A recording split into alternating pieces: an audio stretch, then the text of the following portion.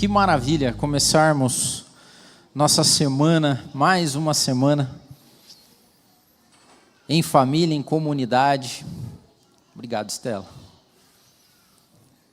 E hoje, numa reflexão, eu queria falar e trazer uma mensagem para vocês, falando sobre a galera do caminho, os do caminho. Então, abra sua Bíblia aí, eu vou ler 2 versículos que estão em Atos dos Apóstolos. Então, Atos, para você que talvez não esteja tão acostumado assim com a Bíblia, mas o livro de Atos, ele relata como a comunidade de Jesus começou a se portar depois que Jesus morreu, ressuscitou, foi assunto aos céus, e a mensagem dele começa a fazer efeito numa comunidade. Pessoas começam a se converter ao Evangelho de Jesus Cristo vivo e começam a andar conforme o Evangelho de Jesus Cristo. Então, Atos capítulo 9, versículo 1, é Paulo aqui, né? Enquanto isso, Saulo ainda respirava ameaças de morte contra os discípulos do Senhor. Dirigindo-se ao sumo sacerdote, pediu-lhe cartas para as sinagogas de Damasco, de maneira que, caso encontrasse ali homens ou mulheres que pertencessem ao caminho, pudesse levá-los preso para Jerusalém. A galera do caminho. Em Atos 24, 14 tem outra referência sobre isso. E aqui também Paulo dizendo: confesso-te, porém, agora ele já estava convertido, não era mais Saulo, agora era Paulo. Confesso-te, porém, que adoro o Deus dos nossos antepassados, como seguidor do caminho, a que chamam de seita. Creio em tudo o que concorda com a lei e no que está escrito nos profetas. Então veja bem, a galera do caminho, esse é o tema de hoje, os do caminho. Durante muito tempo na história da civilização e da sociedade, a galera foi achando o jeito de se identificar as pessoas. Então, no começo, a galera identificava, por exemplo, da onde a galera vinha. Saulo, por exemplo, a gente vê na Bíblia que é Saulo de Tarso. Então, era Saulo de Tarso. Tarso era uma cidade, certo? Poderia falar assim, ó, o José, o persa, Filipe, o etíope, entendeu? Então, o cara vinculava aquilo da onde o cara vinha, para saber de quem ele estava falando. Mas de que? Qual Filipe você está falando? Não, Filipe o etíope. Daí o cara já se ligava. Não era só isso, o pessoal também tinha um costume, que hoje seria bullying, mas o pessoal também identificava a pessoa por alguma característica dela. Bartimeu, o cego. Falei assim, mas qual Bartimeu você está falando? O cego. Aí o cara já se ligava. Podia, por exemplo, falar assim, mas qual Adeildo? O careca. Gordo, entendeu? Era alguma então era alguma característica que identificasse a pessoa. A Jo, por exemplo, vocês iam falar dela, Jo, a Bela. Estou pegando o jeito do Melk, que o Melk sempre aproveita. Então você identificava, mas tinha isso, né? Zé Carlos, o manco, entendeu? O cara fala, quem que é? O manco, então eu me liguei. Então, era da onde a pessoa vinha, alguma característica que ela tinha, podia ser da profissão. Então, você perguntava também, quem? Jesus, qual Jesus? O carpinteiro. Entendeu? Lembra que quando, mas esse não é o carpinteiro? Jesus falou, é o carpinteiro. Tanto que, alguns sobrenomes hoje, diz a história, que vieram de profissões. O Ferreira, não sei se você tem sobrenome Ferreira. O que muitos dizem é que foi de ferreiros. Os ferreiros foram ao longo do tempo Ferreira. Pereira, pessoal que mexia com parreira. Então ficou Pereira. Então tem outros tantos adjetivos que foram se dando para as pessoas para identificar de onde elas eram. O tempo foi passando e começaram também a identificar pessoas pelo feito delas. Alexandre, qual Alexandre? O Grande. Entendeu?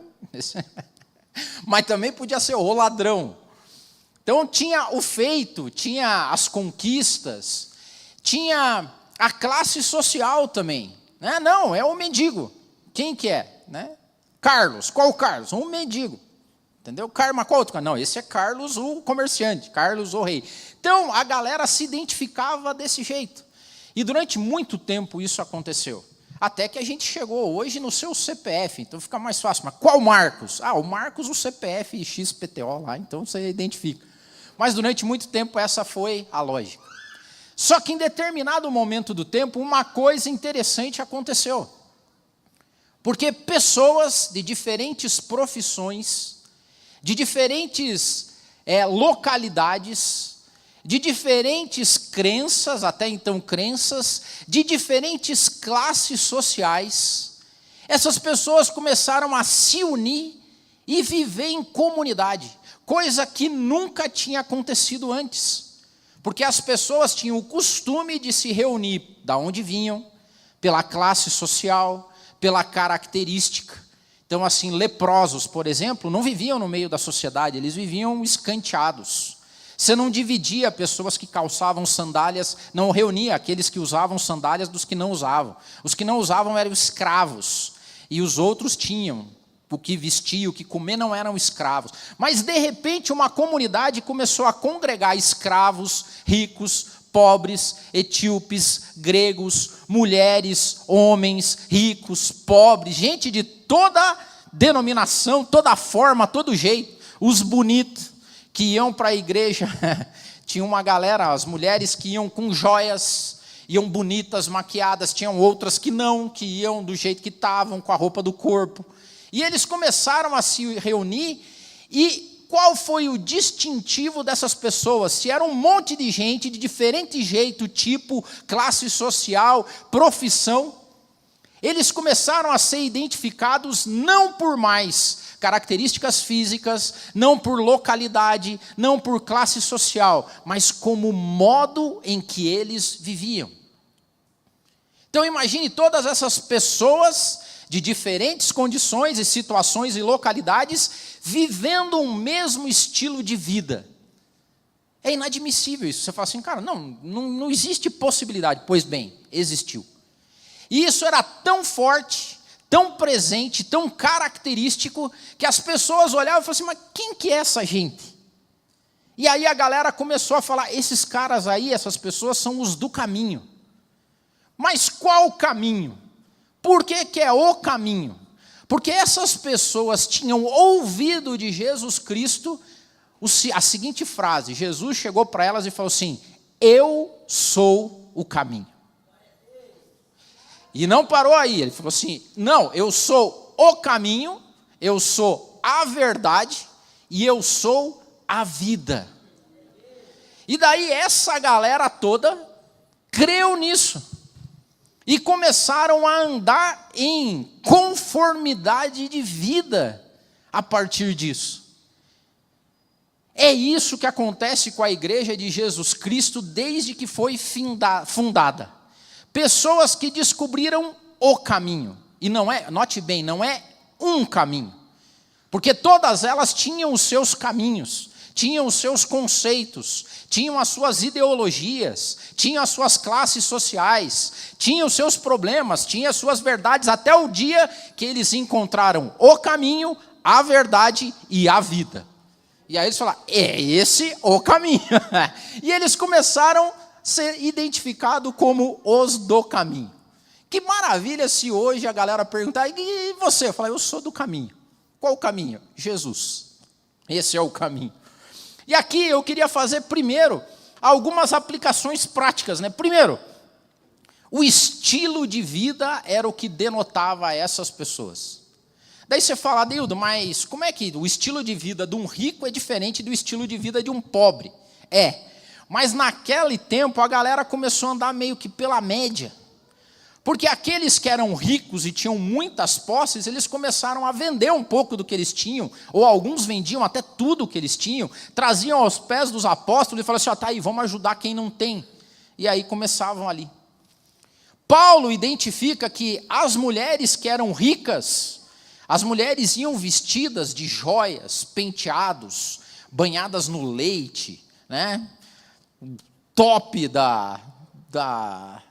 dos cremes e tudo mais, chegavam cheirosas, e tinha outras que eram mais pobrinhas, até que Paulo falou assim, viu, meninas, vocês que têm muito,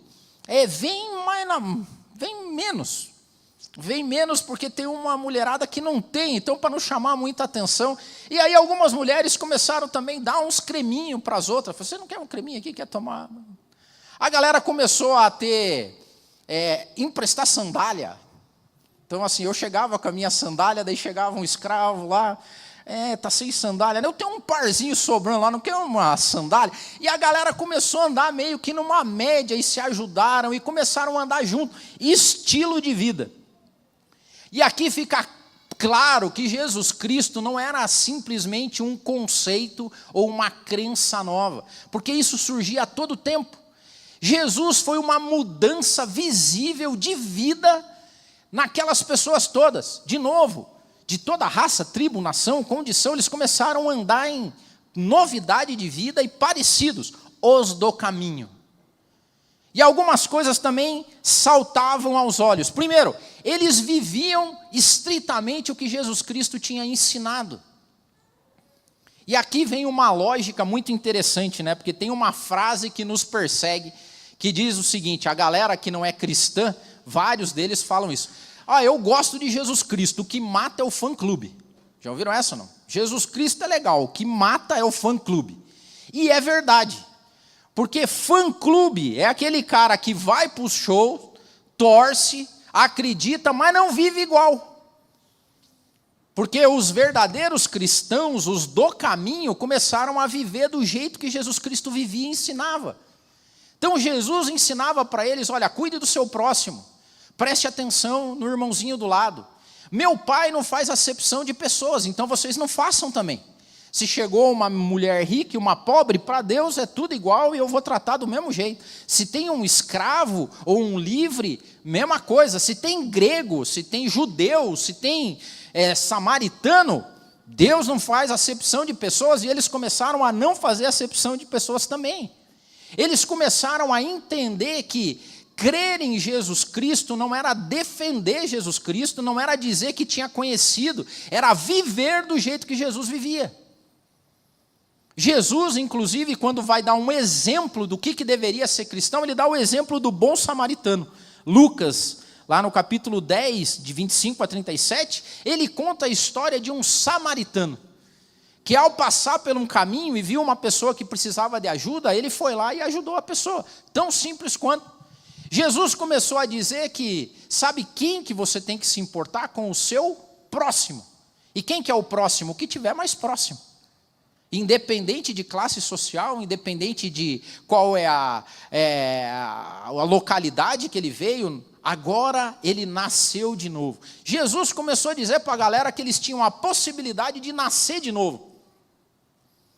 Porque eles ouviram que um dia um cara entendido e estudado chegou para Jesus Cristo, enxergando nele a salvação e vendo que tinha algo de diferente em Jesus Cristo, pergunta, o que eu preciso fazer, Senhor, para ter a salvação, para conseguir o caminho aí?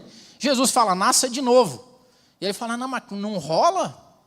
Como é que eu vou voltar para o ventre da minha mãe? E Jesus fala, não é esse nascimento, é um novo nascimento em mim. É um novo nascimento em Jesus Cristo. Isso é conversão. E as pessoas nasciam de novo. Quer ter a possibilidade de nascer de novo? Com Jesus Cristo tem. E eles nasciam de novo. Então eles viviam 100% os ensinamentos de Cristo. E aqui eu vou repetir mais uma vez o que já falei para vocês. Jesus, Deus, não precisa de advogado, tá bom? Jesus nunca disse lá, vão por aí e sejam meus advogados. Foi assim que Jesus falou ou não? O que ele falou? Sejam minhas testemunhas. Jesus não precisa de advogado. Jesus precisa de testemunha. Então, pare de defender Jesus Cristo. O pessoal vai falar mal de, né, mas está falando mal de Jesus, que onde já se viu, como se Deus estivesse perdendo ou estivesse sendo diminuído por alguém que o está atacando. Não existe essa lógica. Então, essa era a lógica, certo? Outra, eles eram testemunhas ativos daquilo que eles tinham visto, vivido com Jesus Cristo. Começou com os apóstolos.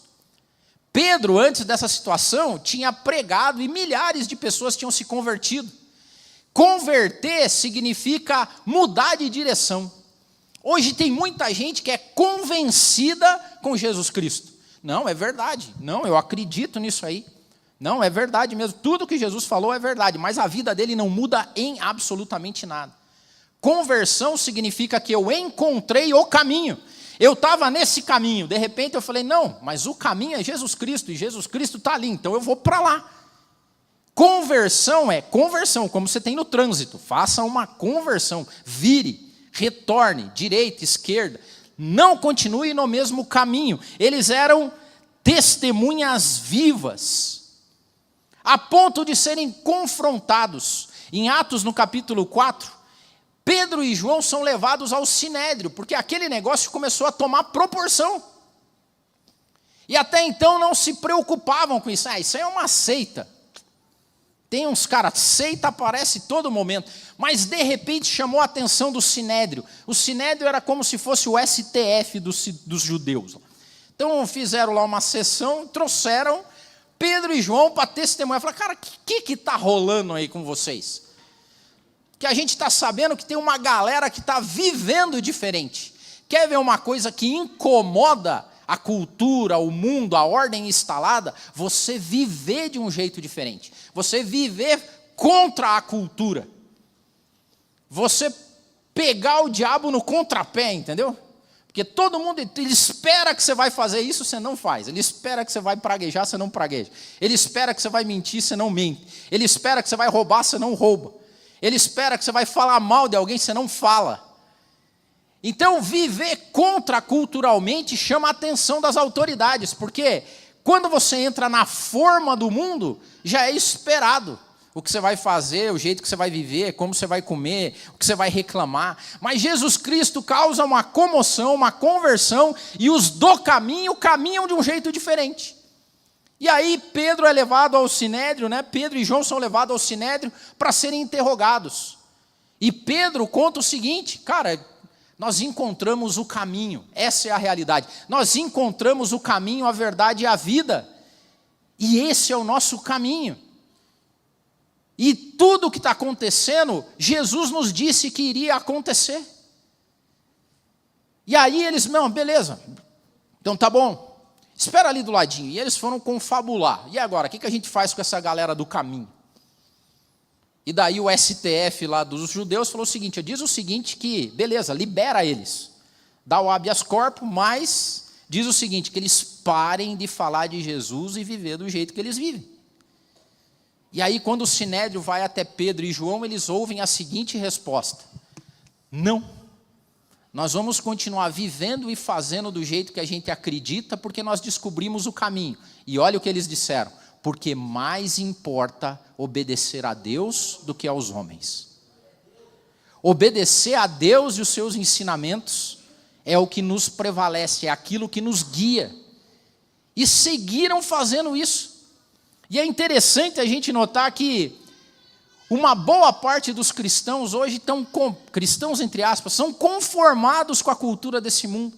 Mas o verdadeiro cristão, ele é contracultural.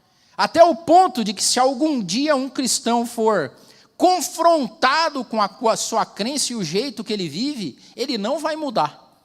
A ponto de escolher a morte a ter que deixar e abandonar o caminho. Será que nós temos essas mesmas condições, né?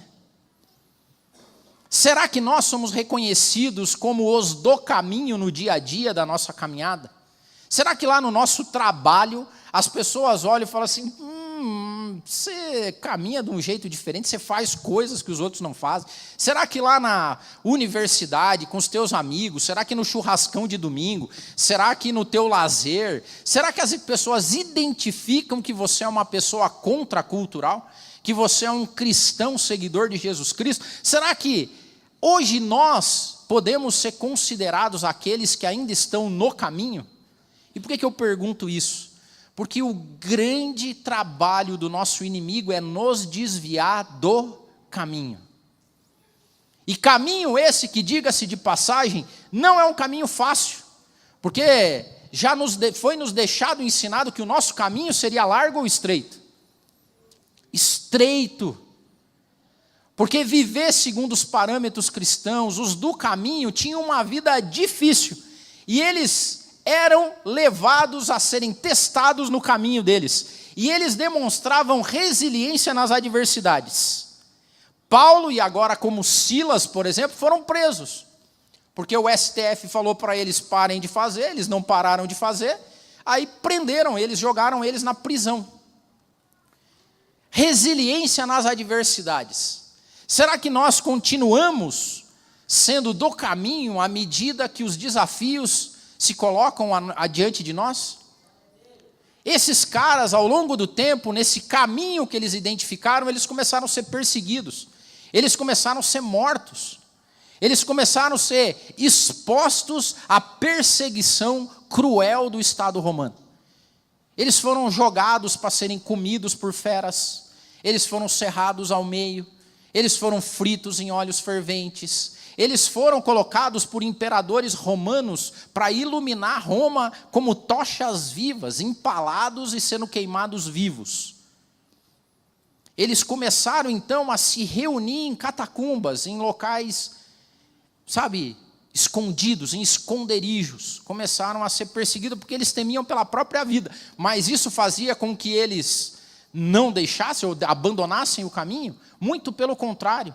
O historiador Joséfo diz que a cada gota de sangue que um cristão derramava, outros 10, 100 se convertiam.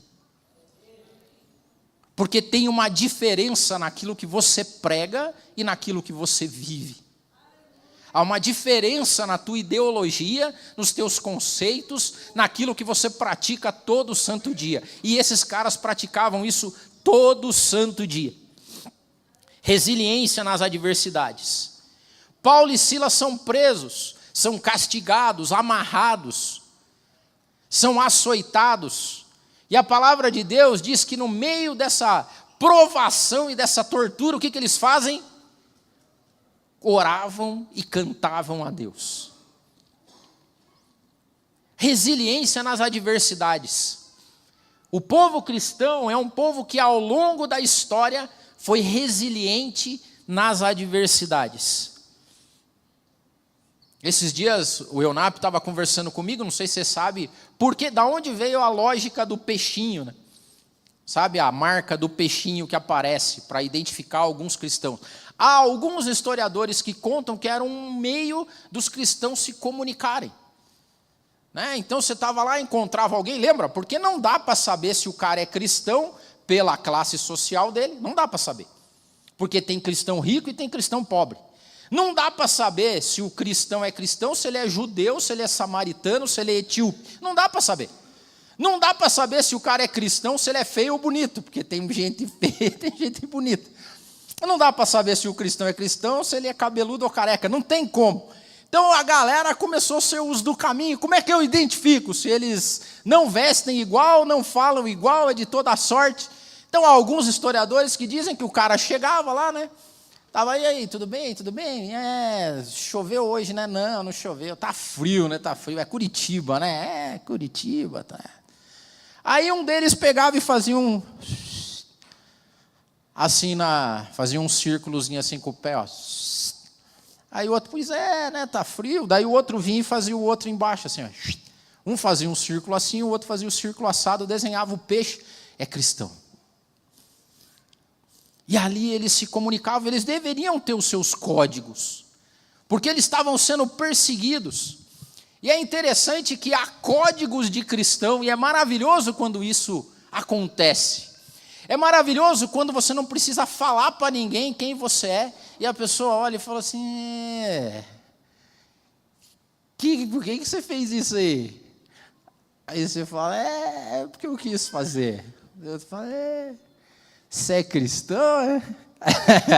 Eu sou também. Não precisa ser bandeiroso. Até assim, o bandeiroso aqui entre nós, eu tenho um pé atrás com o cristão bandeiroso, entendeu?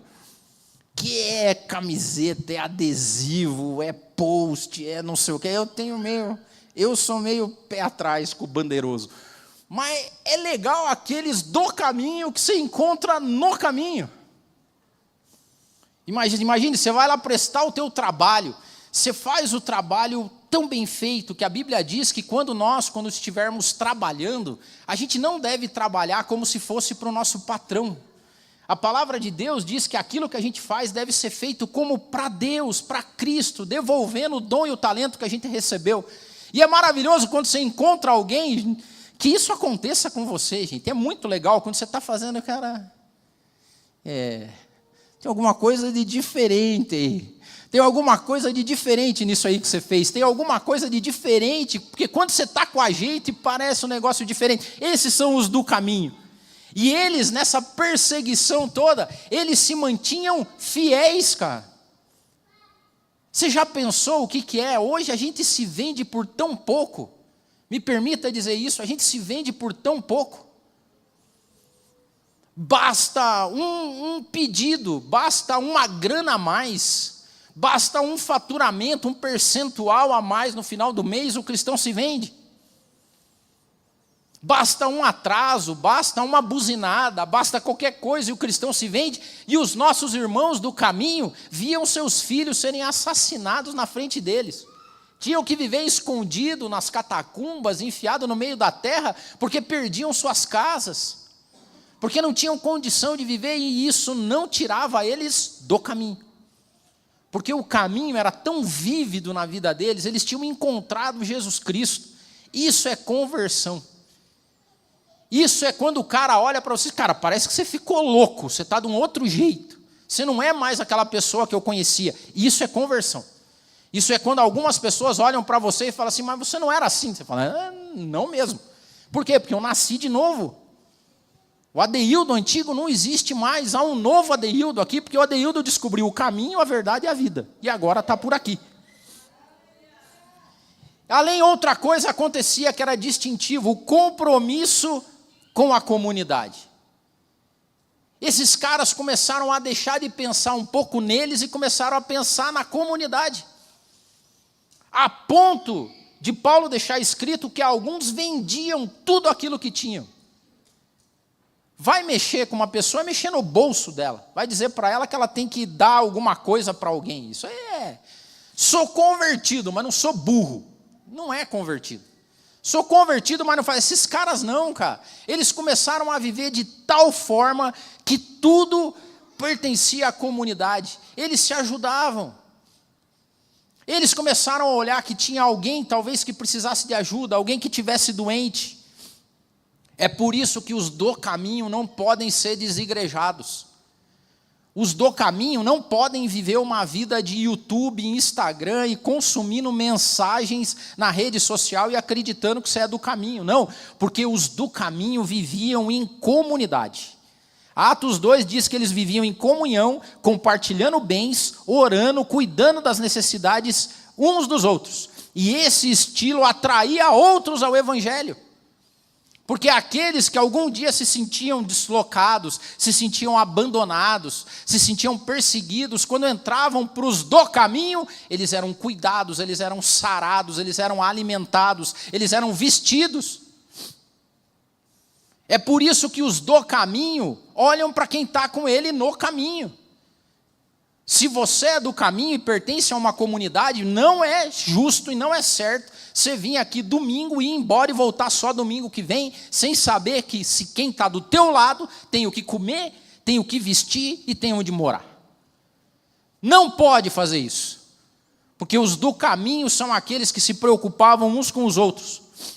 É por isso que a gente incentiva aqui no MAP, participe de uma célula. Pergunte qual é o nome do seu irmão, pergunte se ele está precisando de ajuda. Não pode ninguém aqui ficar desamparado, ninguém pode ficar com fome, com frio, entendeu? Não pode existir isso, porque os do caminho são esses que se preocupam, e eles viviam na palavra, meditavam no que Jesus Cristo tinha ensinado, evangelho simples. Lembra o que a gente falou aqui? Todo mundo pede avivamento. Avivamento é leitura bíblica, oração, comunhão, repartir o pão, viver o caminho. E eles faziam isso. Qual que é a sua preocupação com a comunidade? Porque as irmãs que Paulo falou, irmã, dá uma maneirada aí, você está muito bandeirosa. Eu sei que você vive lá na corte, então você chega aí de motorista, você chega, beleza, propriedade privada, não tem problema, mas quando você chegar, dá uma olhada nas irmãzinhas que não tem aí, às vezes elas precisam. É uma ajuda. E essa comunidade começou a tomar tanta proporção que o Império Romano se incomodou, porque era contracultural. É contra a cultura instalada. É contra a regra e a ideologia do mundo viver um viver cristão genuíno. E eles viviam isso. Agora, o mais interessante é que o Tico comentou aqui semana passada, os do caminho. Jesus também dá dica de como eles deveriam trilhar o caminho. Porque Jesus, quando deu dica de como seria esse caminho na prática e dispensou eles para caminharem, em Marcos capítulo 6, foi o texto que o Tico usou domingo passado, 6 e 7, vamos ler de novo, diz o seguinte: chamando os 12 para junto de si, os enviou de 2 em 2 e deu-lhes autoridade sobre os espíritos imundos. Estas foram as instruções que Jesus deu para o caminho. Então, no caminho, vocês que são do caminho, vocês vão andar assim, não levem nada por esse caminho, a não ser um bordão. Não levem pão, nem sacola para viagem, nem dinheiro nos seus cintos. Calcem sandálias, mas não levem túnica extra. Sempre que entrarem numa casa, fiquem ali, até partirem. E se algum povoado não receber vocês, nem ouvir vocês, sacudam a poeira dos seus pés quando saírem de lá, como testemunho contra eles. E Jesus disse para eles as dicas de como esse caminho deveria ser caminhado. Primeira coisa que Jesus disse: não levem nada senão um bordão. Bordão era um cajado. É por isso que Salmo 23 diz que o seu bordão e o seu cajado me consolam. O bordão era o apoio para caminhadas longas. Era apoio. Porque ele falou assim, cara, vocês vão caminhar, viu? E essa caminhada aí vai ser longa. 30 anos, 40 anos, 50 anos. O caminho é a sua vida. E levem um cajado, porque o meu cajado vai consolar vocês. O cajado significa que em qualquer parte do nosso caminho, Deus é o nosso apoio. Deus é a nossa segurança. Deus é o nosso consolo. Deus é o nosso livramento. É por isso que eles andavam, Vocês já viram hoje? Ainda segue a mesma máxima hoje. Se você pegar a galera que faz caminho de Compostela, alguns vão com um apoiozinho aqui, E é impressionante porque psicologicamente o fato de ter um apoio extra, além de apenas as suas pernas, faz com que você caminhe muito mais do que se você não tivesse um apoio. E é isso que Jesus Cristo nos prometeu. Ele não foi e nos abandonou, ele disse o seguinte: eis que eu estou convosco todos os dias, até a consumação dos séculos. Então quem está no caminho não está sozinho, está com Jesus Cristo, como seu apoio, como a sua segurança. Pode vir vale, montanha, piso escorregadio, piso tranquilinho, mas o bordão está lá. Agora olha que louco, Jesus diz o seguinte: não levem pão também. Porque a gente tem o costume, fala assim, não, vamos fazer uma viagem, vamos pegar o coolerzinho, colocar aqui umas sandubinha, vamos levar umas barrinhas de cereal, vamos colocar aguinha, vamos levar, porque vai que dá fome. Tem uns irmãos aqui que não podem ficar com fome no caminho. Entendeu? Então você tem que levar as coisas, porque senão começa a mudar, o cristianismo some, quando o cidadão começa a ficar com fome. Mas o pão da vida, Jesus queria dizer o seguinte: não levem o pão, porque ele tinha dito, eu sou o pão da vida. O que Jesus queria ensinar com isso é, confiem em mim nas suas necessidades, porque eu vou prover para vocês o pão de cada dia. Os do caminho não estavam preocupados com o dia de amanhã, eles estavam preocupados em caminhar. seguir adiante, levar a palavra. E Jesus falou, não levem pão, porque é uma tentação, vamos falar a verdade, é uma tentação a gente fazer o nosso suprimento. Porque esse vai que atrapalha a vida cristã. Porque Deus te manda e te comissiona a fazer alguma coisa, você fala, não, mas vai que a pessoa não gosta, vai que vai dar errado, vai que não vão me ouvir, vai que eu vou passar vergonha, vai que... Então você sempre prepara alguma coisa. E Jesus disse assim, confia em mim, não precisa levar pão, porque eu sou o pão da vida. E ele disse isso em João 6,35. Ele disse mais ainda, ele fala assim, ó, não levem sacola também. Agora a viagem do caminho começou a ficar complicada demais. Porque eu não posso levar pão, se não levar pão também, nem mochila posso levar. Jesus, não leve mochila também. Nós temos uma grande... O ser humano é acumulador. Eu tenho um amigo, conhecido na verdade, e ele fez o caminho de Compostela. O caminho lá da peregrinação de Santiago de Compostela. E ele escreveu um livro sobre isso. O Diogo, A Mochila do Coração, chama o nome do livro dele. E é interessante ler o livro, porque ele vai contando os perrengues que ele passou. Mas ele foi vendo que ele levou um monte de coisa, ele vai contando. Antes de ir para o caminho, ele preparou a mochila, comprou, ele falou que ele foi pesquisar qual que é a melhor bota para caminhada. Quais são as meias que protegem os pés e tal. E ele foi com aquela mochilona, cara, e ele foi vendo e que ao longo do tempo ele começou a prestar atenção que o melhor jeito de caminhar era não levando bagagem. Tudo que pesava, tudo que fazia peso nas costas atrapalhava o caminho. E ele fala que terminou o caminho com uma sandália, com uns trapos de meia, que era o melhor jeito que ele achou para andar sem doer. E Jesus já tinha ensinado isso há muito tempo. Fala assim, olha, não acumulem coisas. Quanto mais coisa você pôr nessa tua mochila aí, vai prejudicar o teu caminho. É um tal de acumulação, de colocar coisa na nossa mochila. Eu já falei isso aqui. Quanto mais bem se tem, mais a caminhada cristã fica difícil. Para simplesmente participar da comunidade já é uma dificuldade. Porque antigamente não tinha as coisas, participava da comunidade, ajudava. Não, agora eu comprei um barquinho, daí domingo é dia de pescar, entendeu? Não, mas agora eu comprei uma TV nova e tem um canal que não sei o quê, então domingo é o dia que eu assisto tal coisa. Não, agora a minha empresa está faturando bilhões, então o João Leclerc está preocupado porque não pode fazer as coisas, porque tem viagens, tem coisas para tomar conta, e vai se colocando peso na mochila. E como foi bem escrito por John Bunyan no livro O Peregrino, chega um momento da vida que ele não consegue andar mais, que deixa essa mochila, pelo amor de Deus. Porque os do caminho caminham com pouco peso. Os do caminho caminham com bagagem leve. Porque a qualquer momento você pode ser chamado para uma missão. Não levem sacola. A gente depende muito de recurso extra. Ou é um tal de que eu vou seguir o caminho o dia que eu tiver resolvido minha poupança, o dia que eu tiver com a minha aposentadoria em ordem, o dia que a minha empresa estiver faturando tanto, o dia isso, o dia aquilo, e dá-lhe mochilão, e dá-lhe peso nas costas, e o caminho vai ficando para depois. E você sabe por que as pessoas acumulam?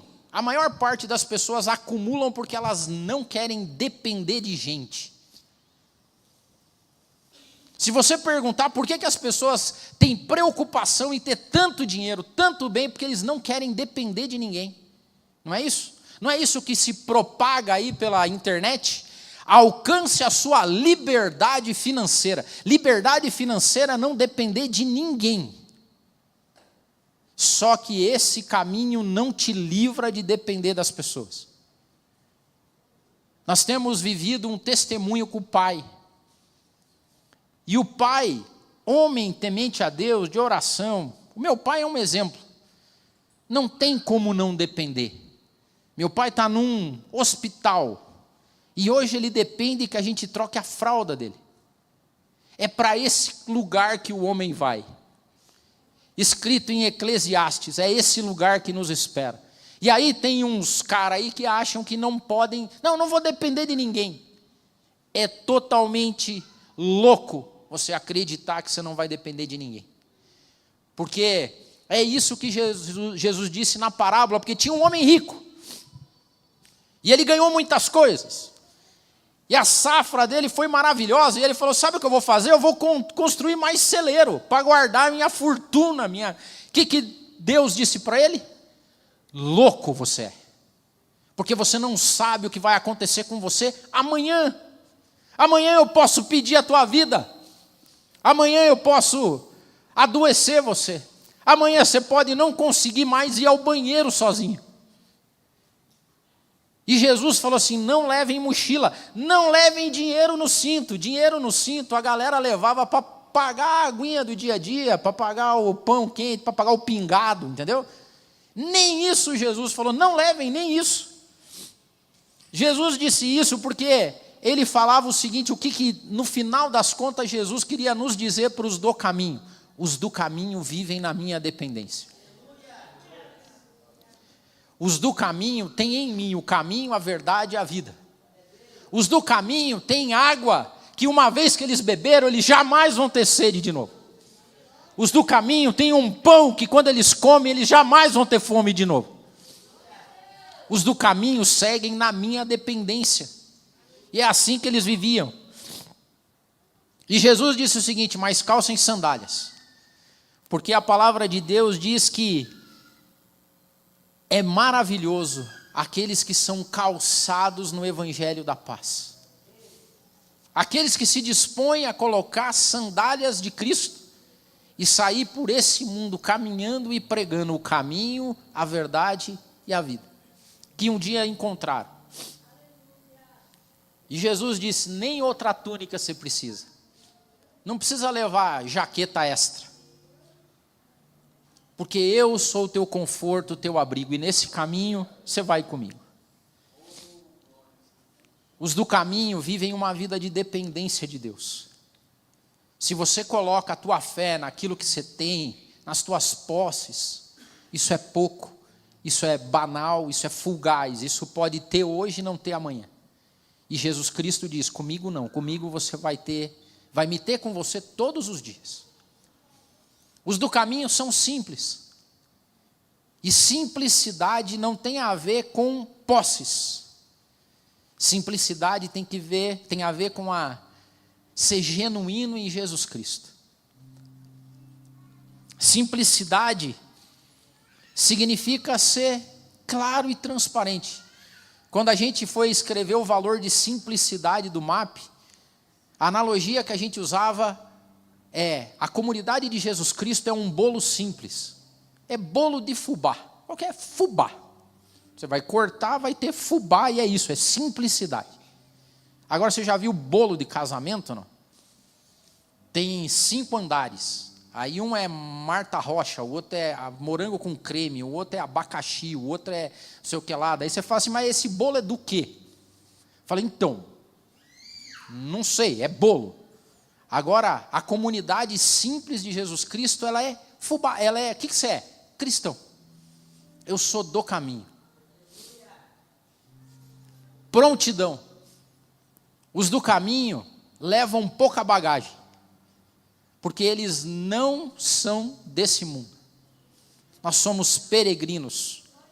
Nós estamos aqui de passagem. Então nós estamos prontos.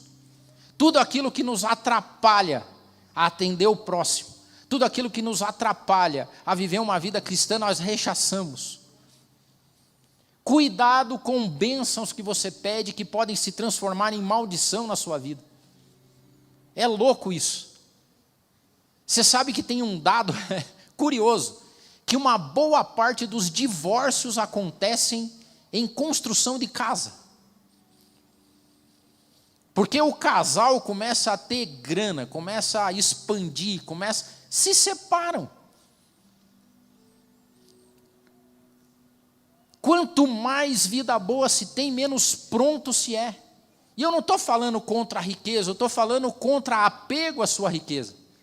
Porque quando você é chamado para o caminho, pode ser que você tenha que estar pronto a abandonar tudo que você tem. É a música dos arrais, né? A canção dos arrais que diz assim: Senhor, só me dê bens que eu prontamente possa abandonar. Só me dê coisas que quando eu for chamado eu possa abandonar. E esse povo vivia por fé. Tudo isso se resume num povo que não vivia por vista, mas vivia por fé. Fé num Deus que enviou seu Filho para morrer no nosso lugar. Fé em acreditar que essa vida não é o final de todas as coisas.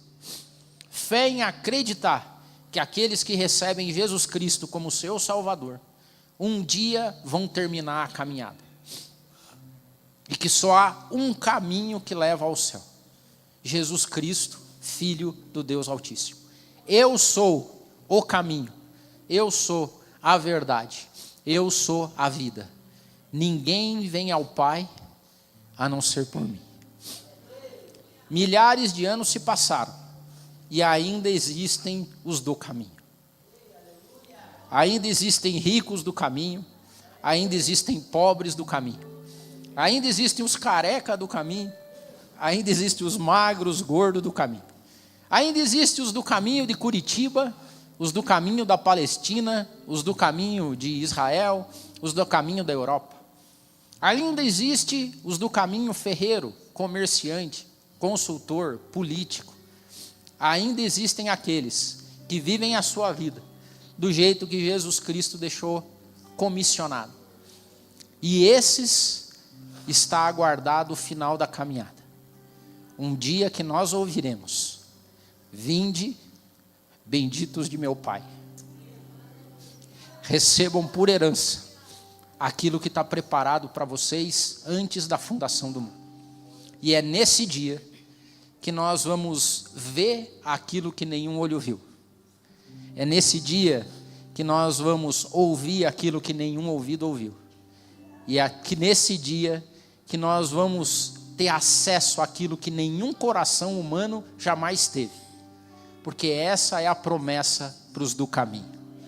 Deus abençoe. Deus abençoe.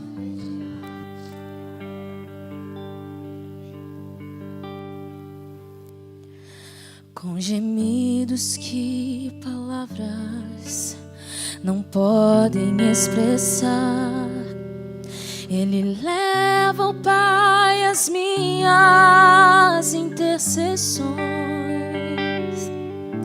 Quando dobro os meus joelhos